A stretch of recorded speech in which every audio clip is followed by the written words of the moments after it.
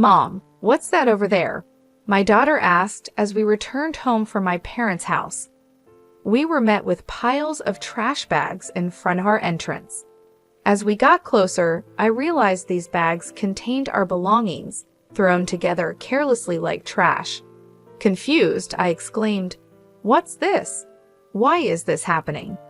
My daughter tearfully pulled out her beloved stuffed animal from one of the bags and hugged it tightly. Frustrated, I marched towards the entrance, only to find the locks had been changed while we were out. It was clear my mother-in-law and sister-in-law were behind this. Ringing the doorbell and knocking several times brought no response. "What is this? Isn't it terrible?" I muttered. Upon closer inspection, one of the trash bags had a note that read, "Parasites disappear, never come back." Anger surged within me, and I couldn't help but express my frustration aloud. The real parasites are you. This was the worst treatment I had ever received from my in-laws in 17 years. It was unbearable that they were making my daughter feel this way too.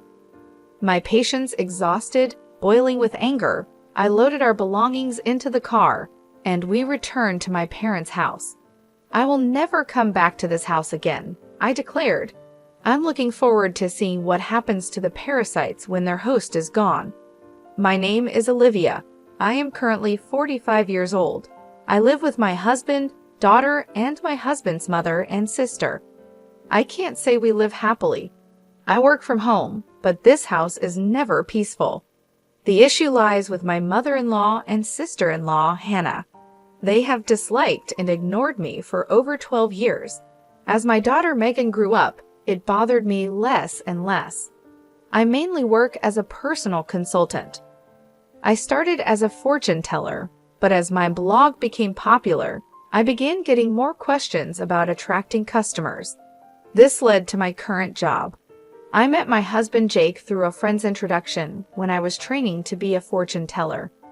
I work in sales at a pharmaceutical company and also do affiliate marketing as a side job, which is finally starting to take off.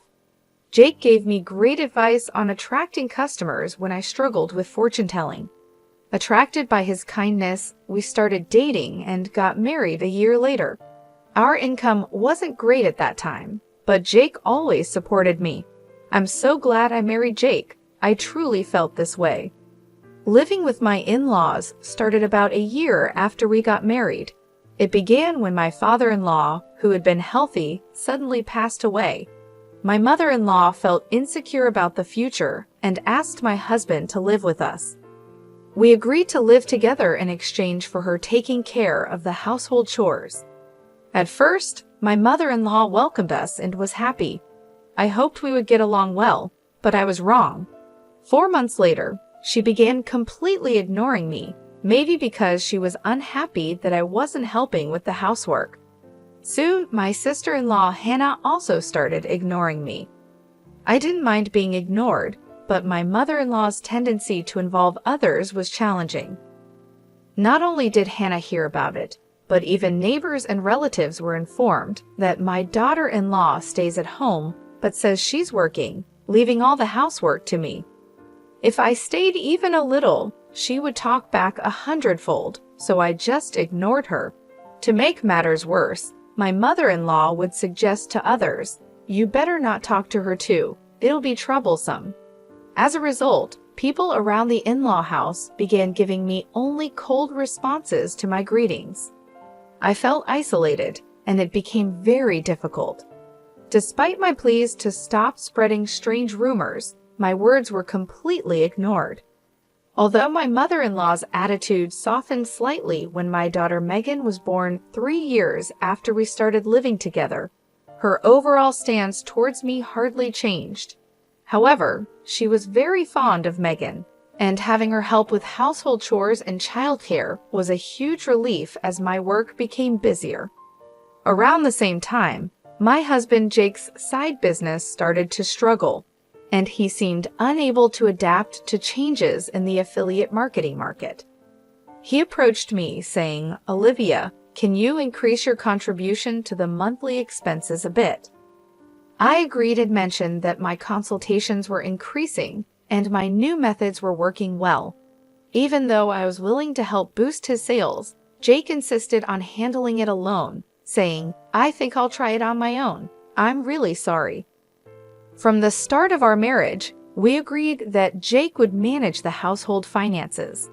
At first, my income was low, so he allowed me to contribute more when my sales increased. I would transfer money to Jake based on my monthly earnings, and he would give me a fixed amount for living expenses in cash. Initially, I could only contribute $300, but now I could transfer up to $3,000, though not every month. I could contribute more if I dipped into savings. I knew Jake was struggling with his side business, but his pride kept him from asking for my help. He started spending more time at caves after work, coming home later and later. When Megan was about 5, Hannah got married and moved out. Since she lived nearby, she often brought her son Frank to our house during the day. When Frank turned 1, Hannah said she wanted to start a part-time job, and my mother-in-law happily offered to take care of him until the evening. Hannah was grateful, saying, "Thank you, I'm so happy." As my mother-in-law started caring for Frank at home, she became very fond of him and began being cold towards Megan.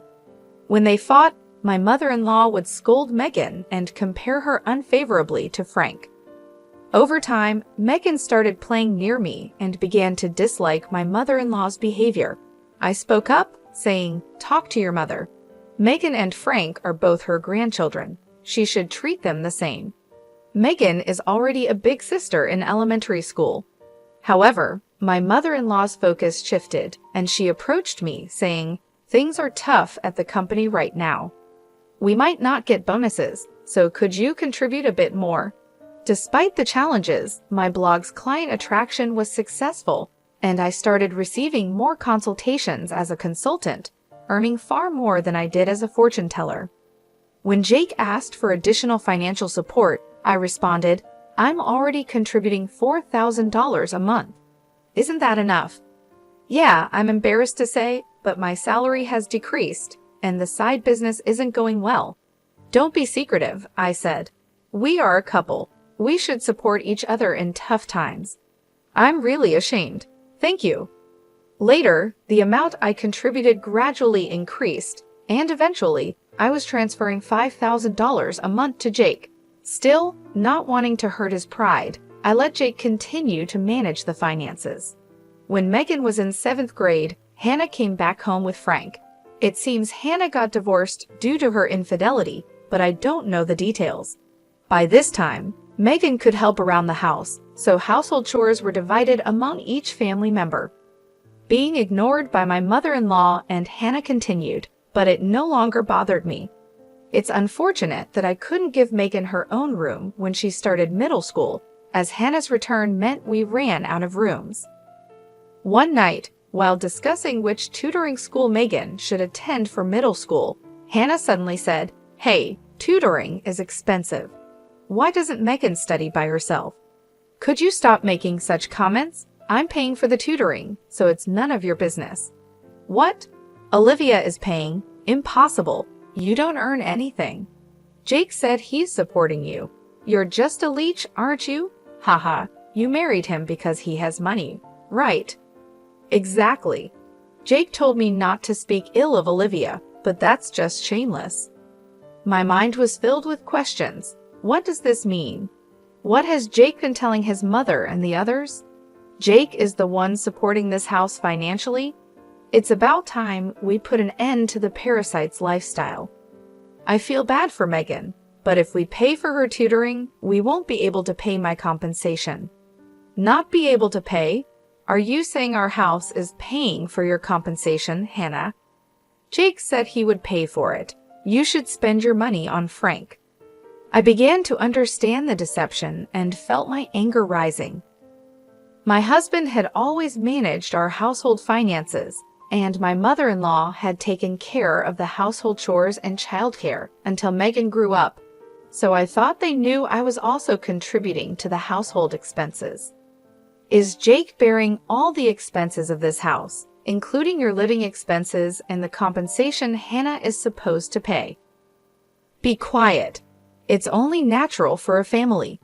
You're the only outsider here, not related by blood, and yet you act as if living here is your right. It really makes me angry. I contribute money too. Don't talk back. What you contribute is barely enough for your own food expenses. You hardly have any income, and yet you're so arrogant. I could feel my body trembling with anger. I could see Megan on the side, looking like she might cry. I knew Jake had a lot of pride, but I never thought it would be this bad. In the beginning, Jake was paying for the living expenses and pocket money for my mother-in-law and Hannah, but I had started contributing as well. Now we were living on my income. I needed to talk to Jake properly. Around midnight, Jake came home. He was drunk and seemed cheerful. Can we talk? I didn't know you weren't getting any money from your mother or Hannah. They said you're covering all the expenses of this house. Oh, about that. My bad. It's a matter of pride as a man, you know. When we started living together, I was paying for everything. There wasn't a right moment to say you were also paying, and in front of the family, let me be the eldest son a little, please. Jake, with a light-hearted tone like in a comedy sketch, put his hands together. Oh, that's right. I'm going to Faye this Saturday. I'll be gone for a week. Take care. Faye? Why? I got invited to a Pedal in Faye by a friend I'm doing a side business with. I'm going to make it a success, so cheer for me, Olivia. Well, I'm off to sleep. See you tomorrow. My husband lay down on the mat in a cheerful mood and soon started snoring. My anger wouldn't subside, but recently, with Jake coming home late, we hadn't talked much, and I had no idea about this. I thought he was joking while drunk, but on the weekend, Jake really left with a large suitcase. During Jake's absence, I had the freedom to use the car, so I decided to take Megan back to my parents' house. The next day, a shocking event awaited us. Mom, what is that? When Megan and I returned from my parents' house, there were piles of trash bags in front of the entrance. Upon closer inspection, these bags contained mine and Megan's belongings, carelessly packed like real trash. What is this? Why is this happening? I don't understand. Megan, crying, pulled out her beloved stuffed animal from the bag and hugged it. Furious, I headed towards the entrance. Has the lock changed? It seems that the locks had been changed while we were out. This must be the work of my mother-in-law and sister-in-law Hannah. I rang the doorbell and knocked several times, but no one came out. What is this? Isn't it terrible? Upon closer inspection, one of the trash bags had a note saying, "Parasites disappear, never come back." I felt a surge of anger from the bottom of my heart. The real parasites are you. I couldn't help but let out a swear word. This was the worst treatment I had ever received from my in-laws in 17 years. They weren't just hurting me, but also making my daughter feel this way. I finally lost my patience. Boiling with anger, I loaded the luggage into the car, and we returned to my parents' house. I will never come back to this house again. I'm looking forward to seeing what happens to the parasites when their host is gone. When we returned to my parents' house, they were shocked. I hadn't told them about being ignored by my in-laws, the money issues, or their attitude towards Megan, not wanting to worry them. My parents said, "There's no need to go back to that house. You should claim compensation from them." They cried with anger and told me to stay with them. My mother's words, "You really had it tough," made me cry too. In reality, I had been trying my best all this time. Enough is enough. I finally decided to confront my feelings. While staying at my parents' house, I contacted a friend who had introduced me to Jake. She was connected to Jake's side business friends. "Are you doing well? I want to ask you something. Do you know if Jake's friends are currently in Faye?" That famous entrepreneur Pedal, right? I was invited but wasn't interested, so I declined. Jake didn't go, did he? Yeah, that's right. By the way, I heard Jake quit his job and is now managing a business with his wife. You two must be close." "Ah, yes, that's right," I replied nonchalantly and hung up. Immediately after, I called Jake's company. What my friend said was true, and to my surprise, Jake had quit his job 3 years ago. This meant that for the past 3 years, I had been paying almost all of the living expenses for my in-laws. Looking back over the years, I suddenly felt hollow. A week later, I received a laid-back message from Jake saying he was back in the USA. After continuously ignoring him, I stopped hearing from him altogether. He must have heard the news back home. Expecting persistent contact from Jake, I hired a detective to investigate him. The investigation revealed that Jake, dressed in a suit in the morning, spent his afternoons gambling and evenings at a woman's house. So I asked for an investigation into his infidelity as well. 2 weeks later, Jake called me. It must have been close to his former company's payday, and he was panicking. "Olivia, sorry. I couldn't contact you. I'm sorry for what my family did. I heard they kicked you out, and I was thinking, why did it come to this? Really? Did you tell the truth to your mother and Hannah?" Jake quickly changed the subject and said something unbelievable. "Let's leave that house and live in a new home, just the 3 of us. I'll cut ties with those who disregard you, Olivia. I'm ready to abandon my mother and Hannah, so please come back." "Are you really cutting ties with your mother and Hannah?" I was disappointed in Jake and his self-centered actions. So I told him I'm coming back for now, so leave the door unlocked. Jake seemed delayed in responding to my message. A few days later, I returned to my in-laws' house with Megan. Jake, his mother, and Hannah were there, but Frank was nowhere to be seen.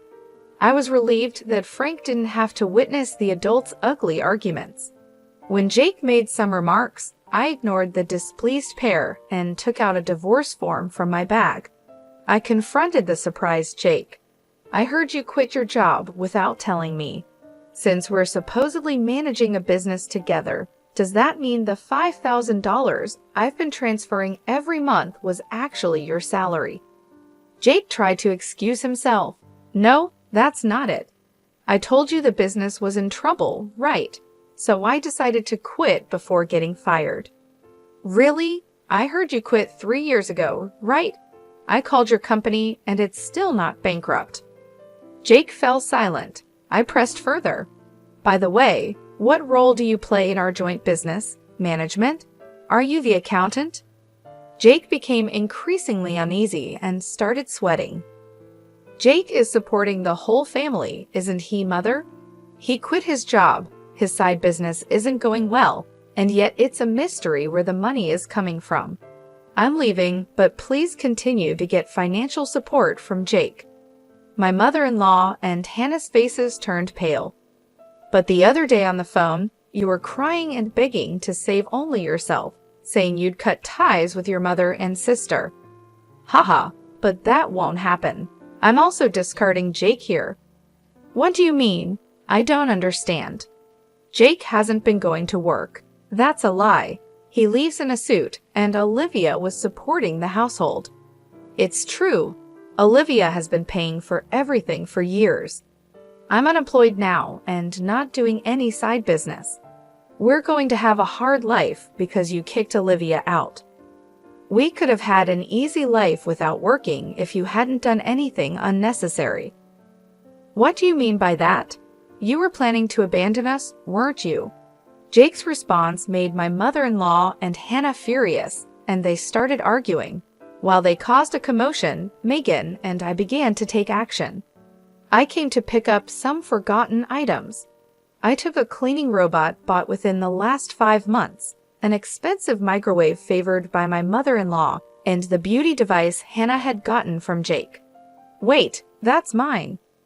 "This is mine since I bought it with my money, or you can pay me back for it." Hannah fell silent at my words. Then I searched for and gathered my belongings from their rooms. The items they had put out did not include my expensive brand bags and accessories. "Why are you taking that too?" "This is mine. I ignored their complaints and sweet talk. Finally, I dropped a bombshell on Jake. "Oh, I forgot. I plan to claim compensation from your mistress, Lauren. Tell her it's no use running away." "What? How do you know about her?" "I know you went to Faye with Lauren recently. Good for you, right? Of course, I have all the evidence of the affair, so no escaping that." "No way. You've been deceiving me and having fun for the past 3 years. I'll be claiming compensation for the affair, child support for Megan, and oh, you were secretly paying Hannah's compensation too. I'll be claiming that back as well." As I prepared to leave, my mother-in-law and Hannah desperately tried to stop me. "I was wrong, Olivia. I'm sorry. We just believed what Jake said. We can't live without you. We'll do anything. Please help us. I can't pay you back for the compensation. I'm sorry too. I apologize for everything. You'll forgive us, right?" I couldn't help but laugh at their foolish faces. They finally realized who had been supporting their lifestyle, realizing too late that their non-blood related support was gone. "Let's just ignore these people, Mom. Let's go home." "Yes, that's right. Jake, you'll be hearing from the lawyer soon. Please take care of it." Leaving a dejected Jake behind, we returned home with the items we had collected. Later, my divorce with Jake was finalized, and I demanded compensation through a lawyer. I received many apologies and pleas for reconciliation from my mother-in-law and Hannah, but I ignored them all. Surprisingly, there was still some inheritance left from Jake's father.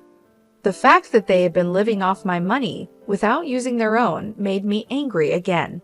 However, the inheritance wasn't enough for the compensation, and ultimately, they had to sell the house to make a lump sum payment. Naturally, this included the compensation I had been paying for Hannah. After selling the house, I don't know what became of Jake's family. I hope Jake can take care of his family, but ultimately, he will choose his own path. I'd also claimed compensation from Jake's mistress, which led to an unexpected revelation. Through the lawyer, I informed her that Jake was unemployed and I had been supporting the family. Jake had deceived her, claiming he was an entrepreneur with a successful business. They broke up after an argument. Megan and I moved to an apartment, and I was able to give her the room she had longed for. I don't think my 17 years were wasted, but sometimes I wonder if I should have made a decision when I started being ignored.